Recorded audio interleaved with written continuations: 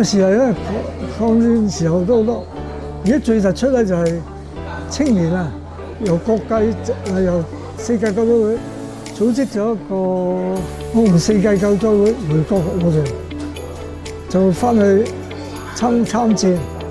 參加抗日嘅隊伍啦。主要喺廣東、喺珠三角走得大做宣傳嘅做呢個有個別人就直接上戰場嘅，有啲咧係為國犧牲咗嘅亦有當時世界救災會回國服務團嘅團長係呢個旗關車站公司嘅職員廖錦棠，組織咗11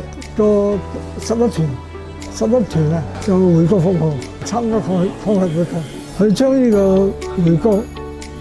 參戰啲係作為一種服務，即係為國家服務國家，係一種奉獻咁當年廖錦棠咧，唔係佢女啱出世冇幾耐，佢個妻子咧就係雀仔園嗰啲街坊個女啱出世咗幾個月，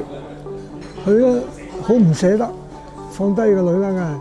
但係後來仲係放低俾阿媽湊。廖錦棠帶埋廖錦棠個妹一家3口人就去參加回國服務團。你想下，喺當時能夠放下自己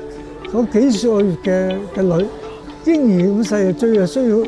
母親嘅撫養需要母親嘅奶水養大佢。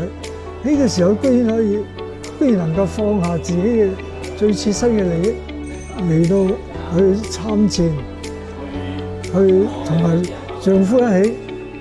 奔赴抗日嘅前線，呢個真係唔簡單。